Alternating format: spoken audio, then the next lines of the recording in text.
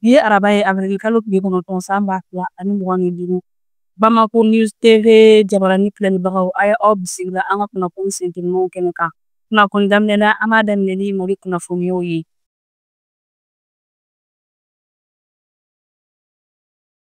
An ka furancɛla fanga ministre ɲɛma général de division Abdoulaye Maiga ale ni Orange Mali ɲɛmayaso ɲɛma ni o ye monsieur Seku Darame ye ano ye ɲɔgɔn ye kɛ kunu tarata avril kalo tile 8 san 2025 u ka hakilina falen-falenw senfɛ monsieur Darame a ye foli kɛ ka ɲɛsin an ka gouvernement ɲɛma ma ka sanga ni a ye danaya min ta ka da a kan u ka baaraɲɔgɔnya hukumu kɔnɔna la o siratigɛ kelen fɛ a ye foli kɛ ani waleɲuman dɔw ka ɲɛsin an ka gouvernement maaw ma ka sanga ni u ye cɛsiri ni jija minnu kɛ yaasa Orange Mali ka baaraw ka se ka kɛ wasa ye jamana kɔnɔna la ani fɛnɛ Orange Mali ka baaraw ka se ka san sɔrɔ i n'a fɔ diɲɛ jamana tɔw. O hukumu kɔnɔna la a ye foli kɛrɛnkɛrɛnnen fɛnɛ kɛ ka ta ka ɲɛsin Orange Mali yɛrɛ ɲɛmaaba ma ni o ye monsieur Boubacar Sadiki Diop ye a ka baaraɲɔgɔnya ɲumanw la.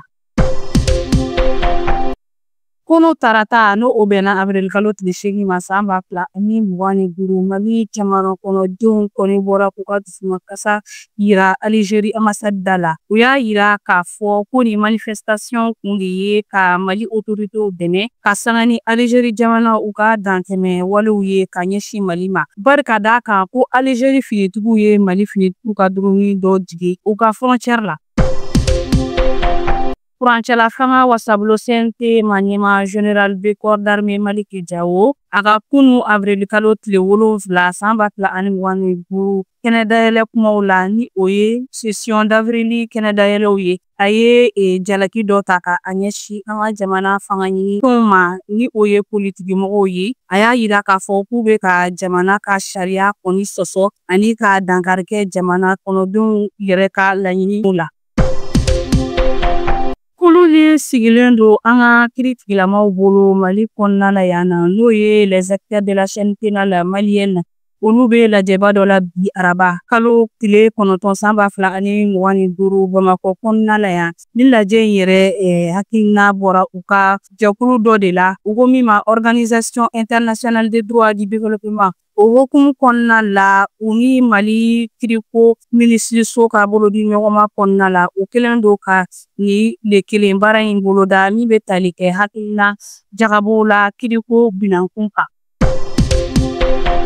Ka sanga ni ɲina san 2025 defu kimɛnnu ye n'o ye examen ye o hukumu kɔnɔna la kalanko minisiriso n'o ye ministère de l'éducation ye wele kɔni bilalen don olu ma min bɛ tali kɛ sujet olu kunkankow la bari ka d'a kan defu kimɛnni ale kɔni yɛrɛ tɔ man ca kosɛbɛ a bolodalen don juin kalo tile 4 ka taa a bila tile 5 la san 2025 ko ni waati ninnu kɔni la kamanagan bɛ maa caman ka a ko la kɛrɛnkɛrɛnnenya la école ko ɲɛmaw écoleden somaw fo ka taa se écoledenw yɛrɛ ma u y'a ɲini kalanko minisiriso fɛ k'u ka sujets ta écoledenw ye u ye sujet minnu kalan classe kɔnɔnaw la yanni ka se examen dɔw ma.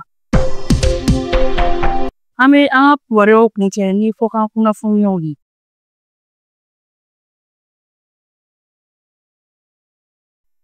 Sigikafɔ ɲɛkɔrɔlaw la ni o sigikafɔw yɛrɛ bɛ ka tɛmɛ kɛrɛnkɛrɛnnenya la Congo jamana ɲɛmaw ani Bamanci jɛkulu M23 ni olu kɔkɔrɔma donnen Rwanda jamana fɛ olu ni ɲɔgɔn cɛ i b'a ye ko o wagati kelen de la Goma dugukɔnɔdenw kɔni olu ni hami ani jɔrɔ ani kamanagan don ka sanga ni jatigɛ wale ye minnu bɛ ka lase u ma Bamanci jɛkulu ninnu maa ninnu fɛ n'i y'a ta ka a lajɛ sigikafɔ ninnu yɛrɛ a baaraw kan ka dayɛlɛ bi araba don avril kalo tile 9 san 2025 Dowa dugu kɔnɔnaw la ni o bɛ ka kɛ sababu ye ka basigibaliya ani bɛnbaliya ɲɔgɔn ye kosɛbɛ Congo kayakaya fan fɛ ni ne bɛ dan sigi an ka bi kunnafoni sen telimanw kan aw ni ce aw ka kulumajɔ ani aw ka ɲɛmadali la aw k'an bɛ diɲɛ waati yɛrɛ.